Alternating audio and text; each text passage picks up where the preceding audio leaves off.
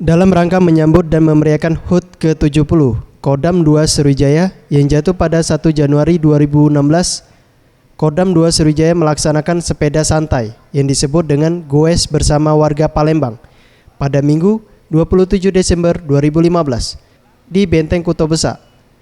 Goes bersama warga dilakukan sepanjang 32 km dan diikuti oleh ratusan warga Palembang serta Pangdam 2 Sriwijaya Mayor Jenderal TNI Purwadi Mukson, Kapolda Sumsel, Irjen Pol Iza Fadri, dan Rem 044, Gapo serta Kadispora Pemda Sumsel.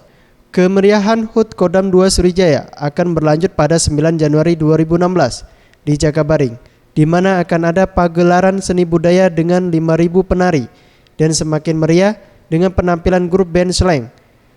Hal ini disampaikan Mayor Jenderal TNI Purwadi Mukson selaku Pangdam 2 Sriwijaya.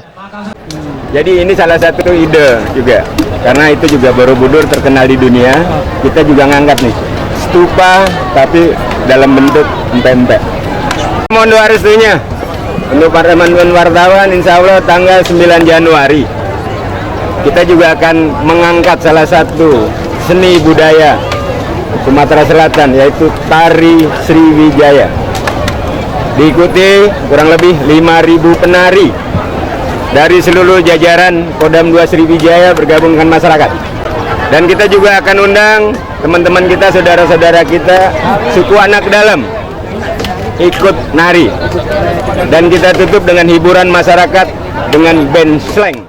Dalam acara goes ini juga ada festival kuliner pempek, dan ini disambut para peserta sepeda santai karena dapat lebih memperkenalkan makanan kuliner Palembang ke mancanegara. Seperti ini sebenarnya bagus nggak sih buat wisatawan? Sebenarnya bagus, karena untuk memperkenalkan budaya di Palembang, khususnya kuliner Palembang, yaitu pempek. Pempek ini sudah terkenal kemana aja nih? Terkenal sudah ke seluruh mancanegara. Ferry Jatinugroho, Sriwijaya TV.